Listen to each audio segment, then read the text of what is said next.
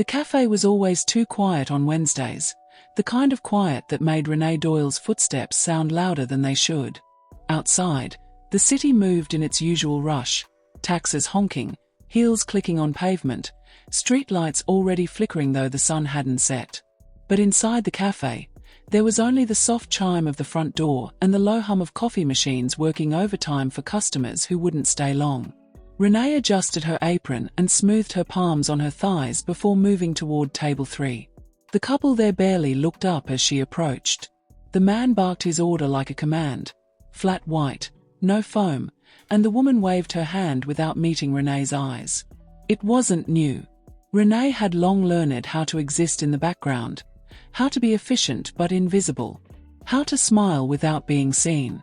Still, some days it weighed heavier than others. She delivered the drinks quickly, neatly, and with practiced calm. No one thanked her. Not that she expected it anymore. At 29, she had become an expert at reading people in under a second. The impatient ones, the ones who didn't look up from their phones, the loud ones who spoke slowly like she wouldn't understand otherwise, the kind ones who smiled but forgot her name seconds after hearing it. She returned behind the counter, wiping her hands with a cloth she didn't really need, just for something to do. The manager, Mr. Langton, was hunched over receipts again, muttering about costs, wages, waste. He barely glanced at her. "Renée," he said finally, not looking up, "table 9's open.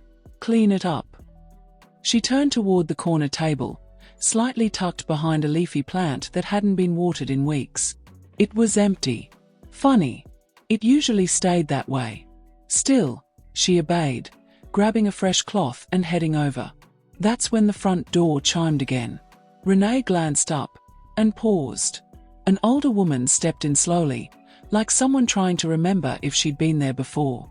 She wore a long beige coat that looked older than she was, buttoned to the neck, and her white hair was combed back tightly into a low twist. She had a book under her arm, a thick hardcover with fraying corners, and a small leather purse she clutched like it might try to run. Her eyes swept the cafe once, then landed on Renée, not with judgment, not even expectation. Just steadiness. "Is this table available?" the woman asked softly, gesturing to table 9. Renée blinked, then nodded. "Yes, of course. Please." She pulled out the chair gently for her. The woman sat down with a grace that didn't match her worn shoes. Renée offered her a menu. The woman didn't open it. "Just a pot of Earl Grey. And a scone. If they're fresh." "They are," Renée said, surprised by her own smile. "I'll bring it right over." As she turned, she heard a quiet addition. "Thank you, dear." Thank you. It wasn't the words. It was the way she said them. Like she actually meant it. Like she saw her. Renée moved with more care than usual, warming the scone just enough, pouring the tea precisely. When she returned, the woman had already opened her book. Wuthering Heights, Renée noted. She placed the tray down gently and stepped back. The woman looked up, eyes soft. "What's your name?" she asked. Renée hesitated. "Renée." "Thank you, Renée."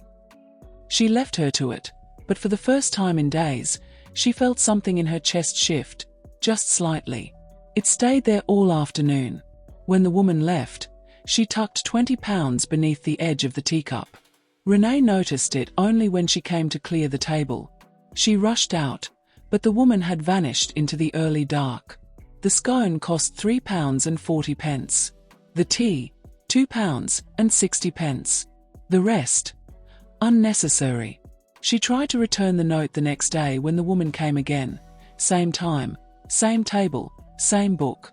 "I didn't mean to overcharge you yesterday," Renée explained, nervous. The woman just sipped her tea and smiled. "No mistake. I simply pay for value, not cost." Renée didn't know what to say. The woman nodded gently, adding, "No one sees you, but I do." That night, Renée walked home beneath a drizzle she didn't mind. She passed closed shops, a flickering bus stop ad, the same crooked street lamp that always buzzed too loudly. But the city felt just slightly less cold. It became a rhythm, quiet, gentle, and unexpected. Every Wednesday and Friday, precisely at 3:45 p.m., the woman would walk through the cafe doors and settle at table 9. Always in the same coat. Always with a book. Always with a pot of Earl Grey and a single, warm scone. And always, she asked for Renée. It didn't take long before the staff noticed. "She's your fan," one of the baristas teased. Renée just smiled. Not out of pride, but out of something softer. Something she didn't have a name for. The woman never spoke about herself. Not much, anyway. But over time, stories unfolded in careful fragments, like old lace being gently unrolled. She once taught literature, she said, decades ago. She didn't care for technology. She said silence was becoming an endangered species. She lived in a flat just outside the city, above a florist shop, and sometimes the scent of lilies kept her awake at night. But mostly, she listened. More than anyone ever had. Renée found herself saying things she hadn't meant to say, how she never finished university, how her mother used to read to her before bed, how she'd once wanted to be a journalist but had stopped writing after a teacher told her she was too quiet to matter. "You're not quiet," the woman said one afternoon, lifting her eyes from Middlemarch. "You're just surrounded by people who don't know how to hear." Renée nearly cried on the spot. She didn't. But later, wiping down the counter, her hands trembled a little. It was mid-November when she finally asked the question. They were halfway through a slow Friday. Rain swept against the windows. The cafe smelled like cinnamon and steam. Renée brought over the tea and paused. "May I ask your name?" The woman looked up. A rare flicker of something unreadable passed across her face. Then she smiled. Not the polite kind, the real kind. "Clara," she said. "Clara Winslow." Renée repeated it quietly. "Clara." It felt right. Like learning the name of a star you'd been watching for weeks. From then on, it wasn't the woman at table 9 anymore. It was Clara. And Clara, without asking, began to leave her books behind when she left, always with a small piece of paper tucked inside. A sentence underlined. A passage highlighted. A quiet note in her neat, old-fashioned script. "The world breaks everyone, and afterward, many are strong at the broken places." Hemingway. "You must allow me to tell you how ardently I admire and love you." Austen. "Don't let them silence your pen." Clara W. Renée kept every note. Slipped them between the pages of a plain brown notebook she hadn't written in since she was 19. And then, one Friday, Clara looked up from her tea and said, "You should apply for the open role at the library." Renée blinked. "How did you know about that?" Clara sipped her tea. "I read notice boards. And I pay attention." Renée shook her head. "They won't take me. I don't have a degree. Or experience." Clara set her cup down and leaned in, her eyes sharp now, not unkind, but resolute. "You read more than most people I know. You listen better than anyone I've met. You handle people with grace, even when they don't deserve it. What you lack in certificates, you make up for in substance." Renée stared at her. "And besides," Clara added, "you've been managing a temperamental cafe and its circus of patrons for 5 years. If that's not experience, what is?" Renée laughed. A real laugh. The kind she hadn't heard from her own mouth in months. "Apply," Clara said again. "Let the world be the one to say no, not you." Renée applied the next morning. She borrowed a friend's laptop, printed her CV at the corner shop, and submitted it with trembling hands. It was probably nothing. But Clara had asked. And when Clara asked, Renée listened. 2 weeks passed. The library never replied. Renée didn't tell Clara at first. She didn't want to see disappointment, not in those eyes. But one Friday, she finally said it. "They didn't respond," Renée muttered. "I didn't even get a rejection." Clara just stirred her tea slowly. "Then it wasn't the right door," she said. "But now you know how to knock." And then, Softer. You're not small, Renée. You've just been looking through the wrong window. Renée nodded, pretending she understood. Later that night, she sat on her small twin bed, flipping through the notebook of quotes. She found the one Clara had written 3 weeks ago. It is never too late to be what you might have been. George Eliot. She picked up a pen, and for the first time in nearly a decade, she started writing again. Winter curled its fingers around the city like a whisper of goodbye. The trees stood bare. The café played soft jazz to distract from the cold seeping through the door. And Renée waited. 3:45 came. No Clara. 4:15. Still nothing. She told herself it was traffic. Maybe Clara was late. Maybe the weather. She cleaned the counter twice. Rearranged the sugar packets at table 9. Checked her phone, though Clara didn't own one. At 5 p.m., reality tapped her gently, then a little harder. Clara Winslow was not coming. Not today. The next Wednesday, she didn't come either. Nor the Friday after. Renée tried to act normal. She served coffee. She smiled. She complimented scarves and warned about hot cups and remembered people's names. But her eyes kept drifting to the empty chair at table 9. Her manager noticed. "You're right." Renée nodded. But the ache in her chest said otherwise. On the 4th day of Clara's silence, Renée walked to the address she'd scribbled down once when Clara mentioned the florist shop beneath her flat.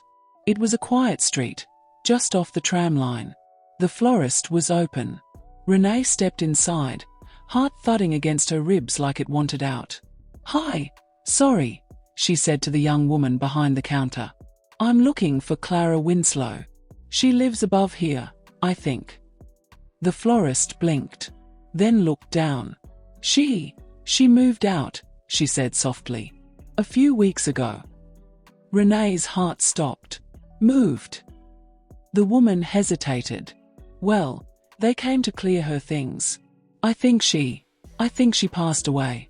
I'm sorry." The world didn't end. It just paused. All the sounds faded. The gentle hum of the fridge, the bell on the door, the voice of a child outside asking for hot chocolate. Renée stood still, like if she didn't move, maybe this moment wouldn't be real. "Are you sure?" she asked, not because she doubted it, but because something in her refused to accept that such a presence could simply disappear. "She was very quiet," the florist said. "Kept to herself. But sweet. She used to leave books for me sometimes." Renée managed a nod. And then she left. That night, she laid all of Clara's notes on the floor. Every quote, every line, every scrawled encouragement tucked into books she now treated like relics. She cried. Quietly. Completely. Not because Clara had died, but because she hadn't said goodbye. Days passed. Then weeks.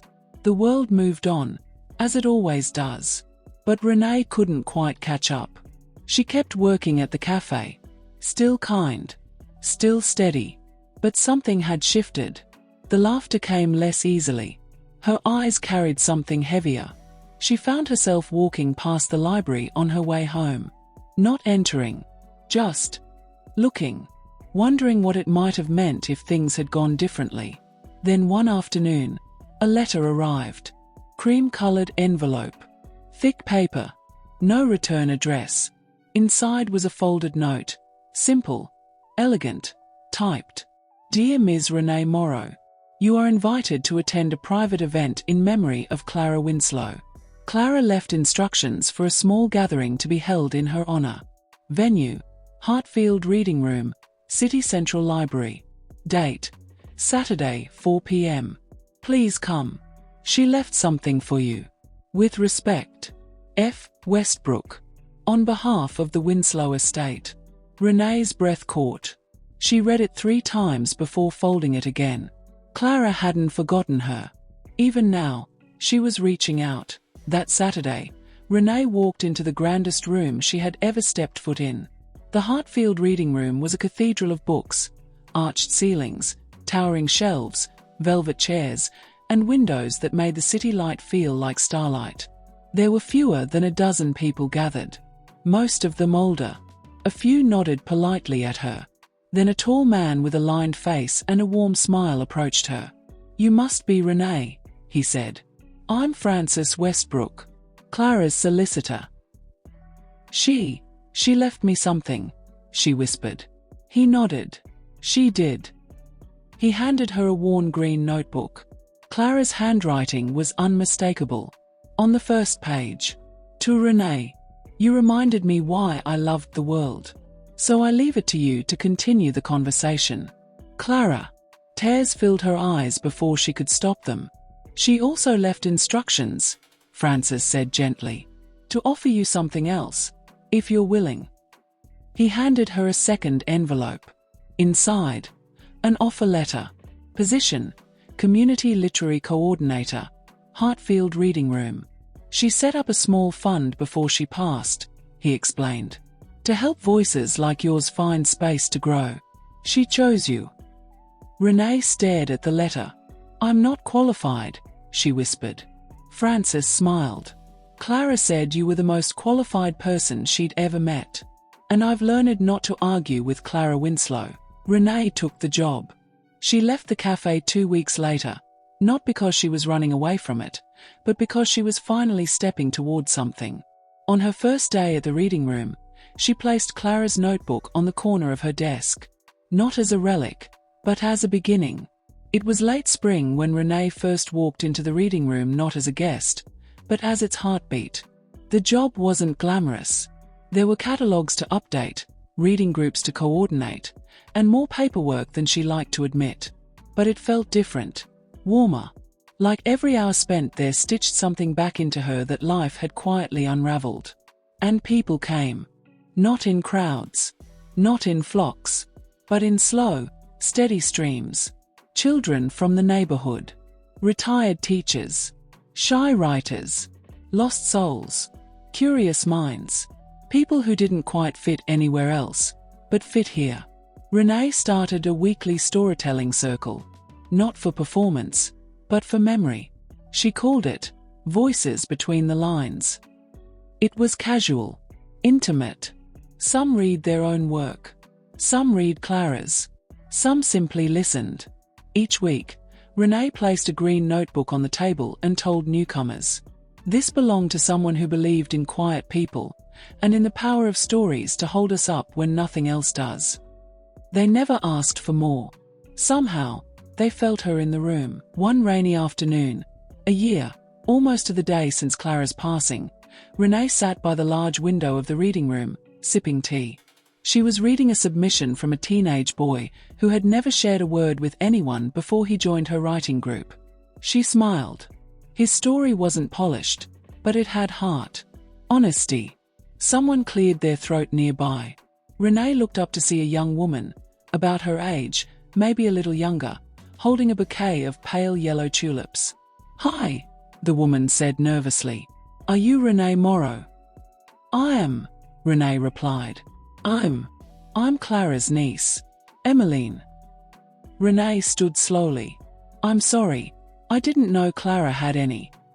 "She didn't talk much about family," Emmeline said with a sad smile.